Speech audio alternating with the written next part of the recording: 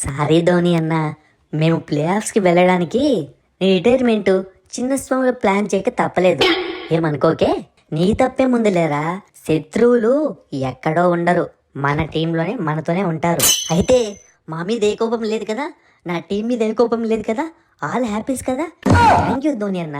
ఎంతైనా పెద్దోడివే, బాగా అర్థం చేసుకున్నావు. ఏంది ధోని అన్న, మన టీంని మన వాళ్ళని శత్రువులు అంటావు? మీరు శత్రువులు గాక ఇంకేంట్రా, ప్లే ఆఫ్స్కి తీసుకెళ్లకుండా ఇక్కడెక్కడో చిన్న స్వామిలో చిన్నగా చేసేసారు.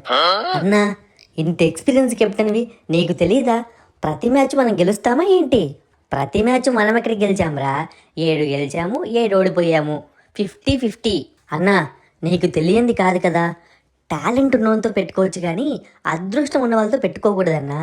ఏంట్రా ఋతు, టాలెంట్ అదృష్టం అని చెప్పి మమ్మల్ని తీసి పడేస్తావా? అంటే టాలెంట్ లేకుండానే మేము ఇక్కడ దాకా వచ్చామా? బ్యాక్ టు బ్యాక్ 6 మ్యాచ్లు గెలిచామా?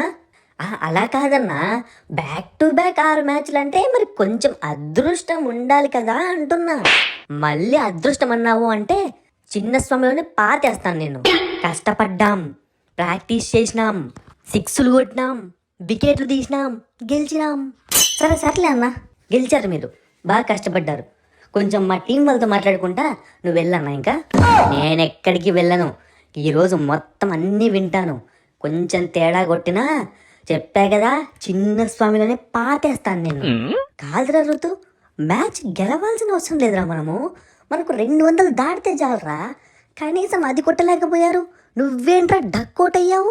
అంటే బాలు మ్యాక్స్వెల్కి ఇచ్చారు కదన్నా, ఫస్ట్ బాలే 6 కొడదాము అని చెప్పి గట్టిగా ట్రై చేశా. 6 కొట్టాలని గట్టిగా ట్రై చేస్తే నువ్వు బౌండరీ లైన్ దగ్గర అవుట్ అవ్వాల్సింది, వెనకలే దొరికిపోయావేంటి? అన్నా, నన్ను చెప్పనిస్తావా కొంచెము? మధ్యలో ఊరికి వచ్చేస్తున్నావు. వాడు చెప్పిందంతా కూడా లాజిక్ ఉంది కదరా. నువ్వు గట్టిగా కొడితే బాల్ కనీసం 38 సర్కిల్ దాటాలి కదా. నువ్వేదో సింగిల్ తీద్దామనో డబల్ తీద్దామనో ట్రై చేసినట్టుంది. సరే అన్న, అయ్యిందేదో అయిపోయింది. ఇప్పుడు నన్ను పెట్టి ఈ ఇంటర్వ్యూ అవసరం అంటావా? అయినా లాస్ట్ 2 బాళ్లకు 10 కొట్టాలి ప్లే ఆఫ్స్కి వెళ్ళాలంటే. అప్పుడు జడేజా ఏం చేశాడు, ఏమైనా కొట్టాడా? అరే ఋతు, ఎలా అనబుద్ధి అవుతోందిరా అలా నీకు? లాస్ట్ టైమే కదరా అలా 10 కొట్టాలంటే గుజరాత్ మీద కొట్టి కప్పు గెలిచేలా చేశాను కదరా నేను. ధోని అన్న నన్ను ఎత్తుకొని గ్రౌండ్ మొత్తం తిరిగాడు కదా. ఒరే, చేసింది ఒకటైతే నువ్వు చెప్పుకునేది ఒకట. నేను గ్రౌండ్ మొత్తం ఏం తిరగలేదు, ఏదో అలా అక్కడ ఉన్న సిచ్యువేషన్లో ఎత్తుకున్నాను అంతే. ఏదో ఒకట్లే అన్న, లాస్ట్ టైం కొట్టానా లేదా? ఈసారి ఎందుకు కొట్టలేదు చెప్పురా మళ్ళీ? మా బాళ్ళకి భయపడ్డాడు జడ్డుగాడు, అందుకే కొట్టలేకపోయాడు. ఇదిగో కోహ్లీ, ఇప్పటికే మమ్మల్ని ధోని అన్న ఫుల్గా వేసుకుంటున్నాడు. నువ్వు మళ్ళీ పుల్లలు పెట్టి దాన్ని పెంచకు. నువ్వు వెళ్ళు సామి, నీకు మొక్కుతాను. ఏంటి కోహ్లీ ఇక్కడున్నావు? పార్టీ చేసుకుందాంరా. చూడరా, వాళ్ళందరూ పార్టీ చేసుకుంటున్నారు, మనమేమో తల దించుకొని వెళ్లాల్సి వస్తుంది.